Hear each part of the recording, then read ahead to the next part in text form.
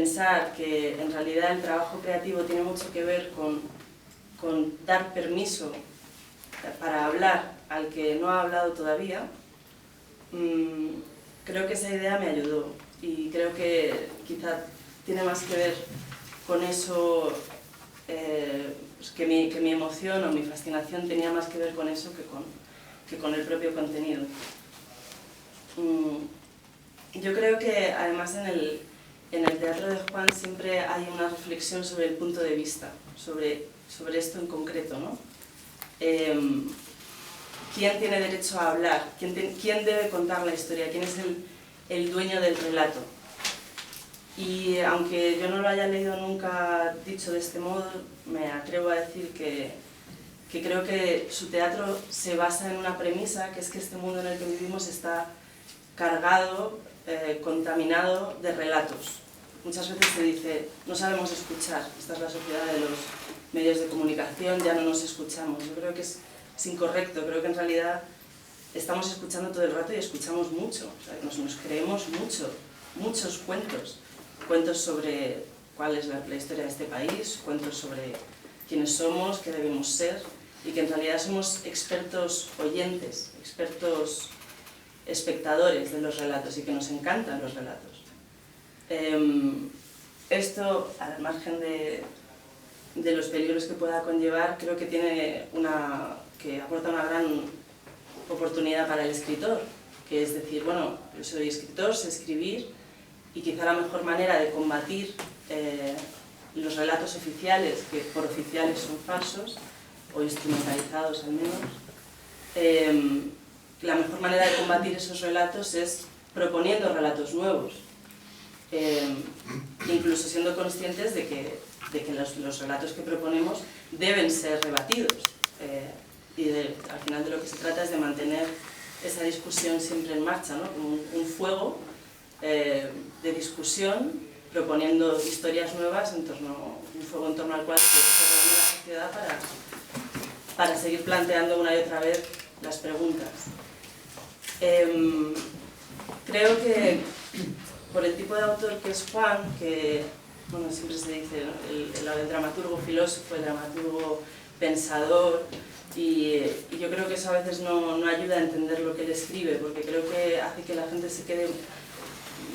dedique mucho tiempo a hablar de lo que cuenta, ¿no? De los temas de los que habla, y yo creo que hay en él también una propuesta en cada obra distinta sobre cómo contar, cómo aproximarse a esos grandes temas.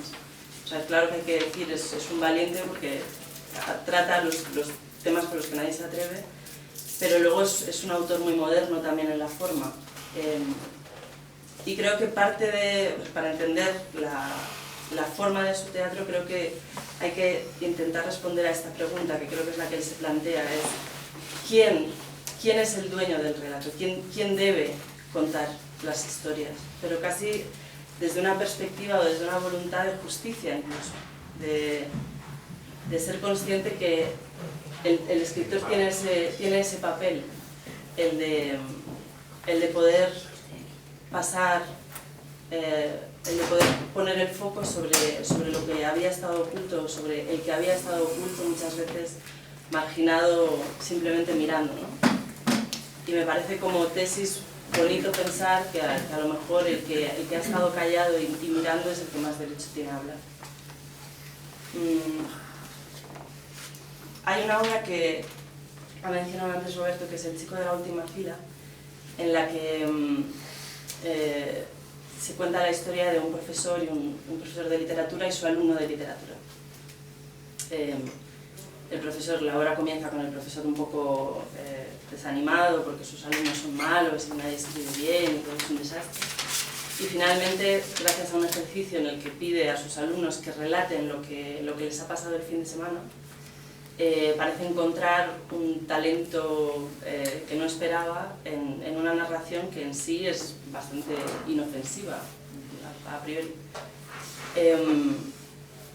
Y la obra continúa poniendo el foco en cómo esos relatos van configurando, esos relatos ficticios sobre la vida de este chico, cómo estos relatos terminan condicionando la relación de los personajes entre sí y actuando como espejo de los propios personajes para sí mismos.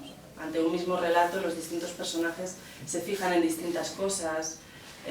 Hay un personaje que lo entiende como crítica a sí misma, a pesar de que ni siquiera está siendo interpelada. Y creo que en esta obra es donde veo más claramente la idea de cómo el relato, la ficción, quizá en su sentido más tradicional incluso, es capaz de llevarnos realmente lejos y de cómo, en realidad, apoyándonos en cómo contamos las cosas, podemos casi decirlo todo. Y simplemente para terminar, me gustaría leer una de las intervenciones del profesor, de este personaje profesor, con el que no quiero establecer ningún paralelismo con Juan, porque es un personaje, pero le dice esto a su alumno. Un personaje desea algo, pero encuentra problemas para realizar ese deseo. Le salen al paso rivales, enemigos, antagonistas. Ulises desea volver a casa, pero el cíclope quiere matarlo. La ninfa lo secuestra, las sirenas lo hipnotizan. A veces el conflicto no es del héroe contra otro, sino consigo mismo. Me refiero a luchas en el corazón del personaje. Aquiles. ¿Marcho a Troya o me quedo con mi amada Deidamea? El lector se pregunta si el héroe superará sus dificultades y conseguirá su objetivo. Es la pregunta de oro, la pregunta que hay que clavar en la mente del lector. ¿Qué va a pasar?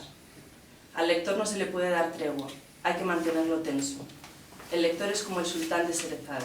Si me aburres, te corto la cabeza. Pero dale una buena historia y el sultán te entregará su corazón. El sultán y cualquiera. La gente necesita que le cuenten historias. Sin cuentos, la vida no vale nada. Bueno, Juan siempre decía en clase que cuando tenías un truco, ¿no?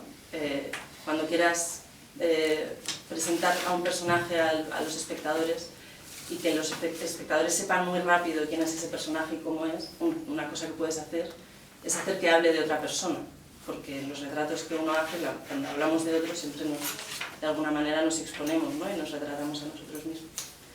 Y yo me he esforzado mucho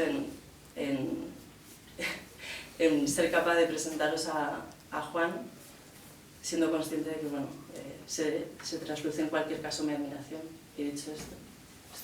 Muchas gracias.